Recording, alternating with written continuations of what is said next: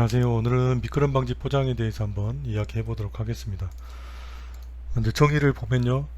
노면의 미끄럼 저항이 낮아진 곳에 미끄럼 저항력을 높여서 자동차의 제동거리를 짧게 하기 위한 목적으로 설치되는 시설을 말합니다. 그래서 종류로는 이렇게 6가지가 있고요. 크게는 2가지입니다. 신재료를 추가하는 형식이 있고, 그 다음에 표면의 재료를 제거하는 형식이 있습니다. 이렇게 해서 총 6가지가 있고요. 그 다음에 설치 형식을 보면 13 방식과 36 방식이 있습니다. 13 방식은 1m를 시공을 하고, 그 다음에 3m를 떼고 다시 1m 시공하고 또 3m 떼고 이런 식으로 하는 거고요. 36 방식은 3m를 시공하고 6m를 떼고, 그 다음에 3m 시공하고 6m 떼고 이렇게 하는 게 36 방식입니다. 그리고 색상은 이제 뭐 정해져 있진 않은데요. 도심지 내에는 예전에는 이제 많이 빨간색을 지금도 많이를 하죠. 그리고 도심지 외에는 이제 국도 같은 경우는 검정색을 많이 했었는데 요즘은 또 그렇지는 않은 것 같습니다. 그때그때 다른 것 같고요. 뭐 색깔은 그 협의해서 하시면 될 것 같고요. 그다음에 시공 순서를 보면 이제 교통통제하고 안전시설물 설치하고요. 그다음에 바닥 이물질이나 노면 청소를 합니다. 미끄럼 방지 포장 경계부 테이프를 부착을 하죠. 그다음에 주재와 연화제를 혼합해서 이 교반기를 사용해서 혼합을 하죠. 그다음에 비율은 이게 이제 뭐 현장마다 다르기도 하고 기상 상태나 뭐 이런 거 다르기도 한데요. 제가 했던 거는 1대1로 이걸 혼합을 해서 사용을 하더라고요. 그다음에 미끄럼 방지 도료를 고르게 도표를 하죠.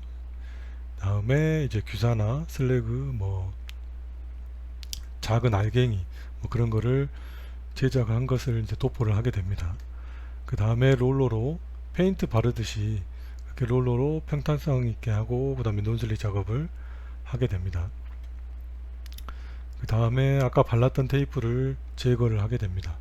이 테이프 제거는 미끄럼 방지 포장에 양생이 되기 전에 테이프를 제거를 해야 된다고 해요. 그리고 양생은 뭐 보통 1시간에서 2시간 정도 하면은 이제 차가 다닐 수 있게 되죠. 그리고 현장 정리를 해서 마무리를 하게 됩니다. 그 다음에 주의사항 및 문제점이 있는데요. 설치 두께 확인이 조금 어렵습니다. 이게 보통 이제 3mm를 시공을 하는데 육안으로 3mm를 판단하기가 힘들죠. 그래서 확인을 하려면 초음파 측정기를 활용을 해야 되고요. 그다음에 신규 포장 아스콘 도로에는 미끄럼 방지 포장 설치를 금지하게 되어 있습니다.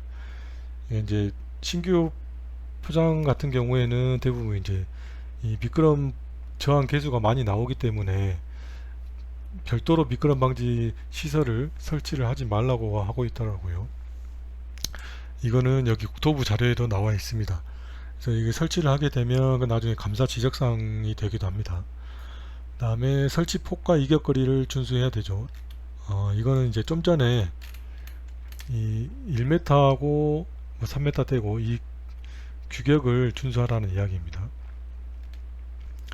그리고 미끄럼 방지 포장과 그루빙을 병행 설치를 또 하지 말라고 해요. 이것도 뭐 감사의 지적사항이 되기도 합니다. 미끄럼 방지 그러니까 자체가 미끄럼 방지가 되는데 그루빙을 한다고 해서 그게 추가적으로 더 많은 미끄럼 저항이 되지는 않은 것 같습니다. 그래서 이게 또 지향을 한다고 하니까 혹시나 같이 하지 않도록, 같이 하게 된다면은 협의 자료가 필요하겠죠. 협의를 해서 반드시 근거를 남겨놓고 하시기 바랍니다. 그리고 미끄럼 방지 포장은 이제 그 양생 시간이 여름 같은 경우는 이제 빨리 되기 때문에 시공 속도를 좀 더 고려해서 이제 작업을 해야 되겠죠. 그래서 굳기 전에 작업이 끝날 수 있도록 그렇게 해야 됩니다. 그리고 두께가 3mm가 이제 가장 적정하다고 합니다. 그리고 4mm 이상에서 뭐 5mm까지도 시공을 하게 되는데, 이 5mm 시공하면 이 나중에 뿌리는 이 골재가 작은 알갱이들이 표면에 잘 나타나지 않기 때문에 미끄럼 효과가 저하된다고 해요. 그래서 두껍게 시공하면 그만큼 이제 슬래그나 많이 포설을 해야 되겠죠. 그리고 이게 이제 제가 찾아보니까 3mm가 가장 적당하다고 합니다. 근데 이제 이 규격이 4mm에서 5mm 올린 이유가 이게 이제 단가 상승을 하기 위해서 이제 두께를 조정해서 올린 게 아니냐, 뭐 그런 말도 있더라고요. 그래서 이건 참고해서 그냥 봐주시면 될 것 같고요. 그다음에 미끄럼 방지 포장 구간을 이제 주기적으로 관리를 해야 되겠죠. 이게 이제 노후한 상태가 되면은 이제 비나 눈으로 인해서 그 구간에 오히려 교통사고 발생률이 증가한다고 해요. 그래서 이거는 이제 물론 공사하시는 분들은 시공하고 끝이지만 관리하시는 분들은 주기적으로 관리를 해서 보수를 해야 된다고 합니다.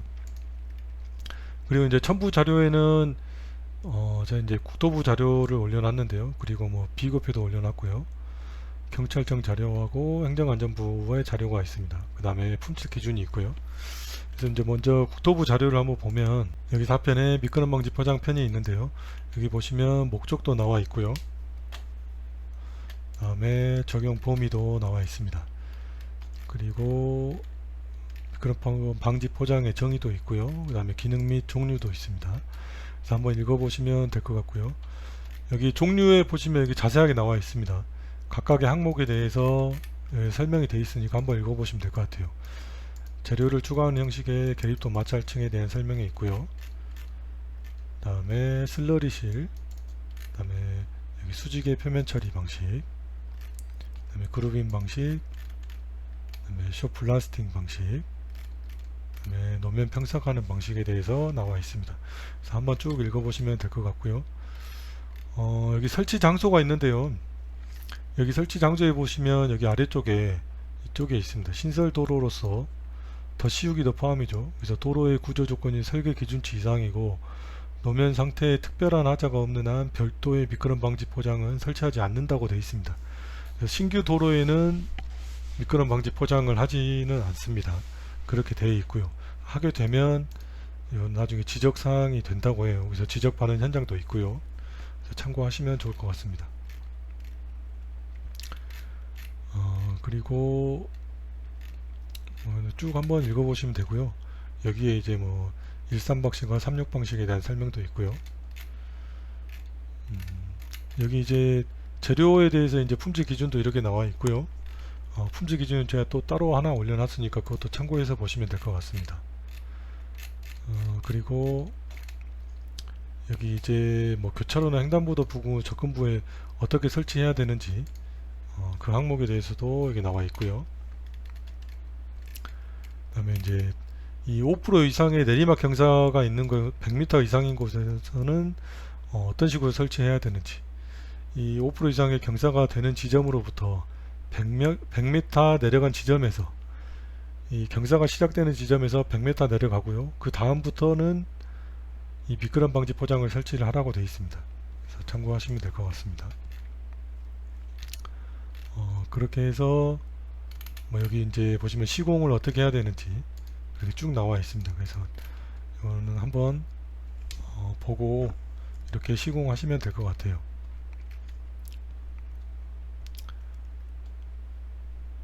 그리고 이 방지 비교표 한번 보면 이 비교표는 각각에 대해서 이제 설명이 되어 있고요. 그 다음에 장점과 단점을 이렇게 간략하게 나열해 놨습니다. 보고 혹시 자료를 이용하시면 될 것 같습니다. 그리고 이제 경찰청에서 나온 자료가 있는데요. 여기 보면 이제 횡단보도 주변의 미끄럼 방지 포장을 어떻게 해야 되는지 좀 전에 이제 국토부 자료에도 나와 있는데 여기에 이제 좀 더 자세하게 나와 있죠. 이 갈매기 표시도 어떻게 하라고 나와 있고요.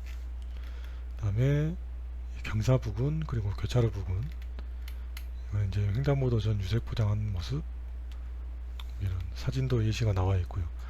그 다음에 어린이, 노인, 장애인 보호구역에도 설치를 하게 돼 있는데요. 의무는 아닌 것 같아요. 여기 보니까 이 해당되는 도로 부속물을 설치하거나 관할 도로관리청에 요청할 수 있다고 되어 있습니다. 그래서 뭐 신규로 설치하는 도로는 물론 미끄럼 방지를 설치하지 않겠지만 그게 아니면 이제 도로관리청이나 이렇게 요청해서 설치를 할 수 있겠죠. 시공 사진을 보면 이렇게 경계부에 테이핑을 하게 됩니다. 차선 도색 부분도 테이핑을 하게 되고요. 물론 이제 이 미끄럼 방지 포장 위에다가 차선 도색을 하는 경우도 있습니다. 그러나 대부분은 이렇게 차선 도색 부분은 미끄럼 방지 포장을 하지는 않습니다. 이게 이제 유지 관리상 더 낫다고 해요. 그리고 미끄럼 방지 포장재 이제가 있죠.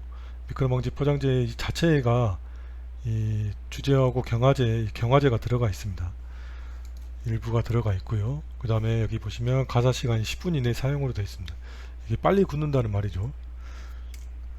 그리고 젓갈색이고요. 대부분은. 그 다음에 연화제를 섞어서 이제 작업을 하게 되죠. 이제 믹싱기를 통해서 믹싱하는 모습입니다. 그 다음에 여기는 이제 규사를 과산화 벤조일액에서 아주 얇은 그런 알갱이에요. 규사보다도 훨씬 얇고요. 이거를 사용했습니다. 이건 이제 현장마다 다르니까 그 현장에 맞는 규사를 사용하면 되겠죠. 여기 보시면 이렇게 미끄럼 방지 포장을 하는 모습이죠. 그래서 여기 믹싱해서 미끄럼 방지 포장재를 이렇게 밀대로 밀고요. 그 다음에 규사를 포설하고요. 그 다음에 이제 롤러로 미는 모습입니다. 여기에서는 뭐 따로 테이핑을 하지는 않았네요. 바로 자선 도색이 들어가서 하지는 않은 것 같습니다.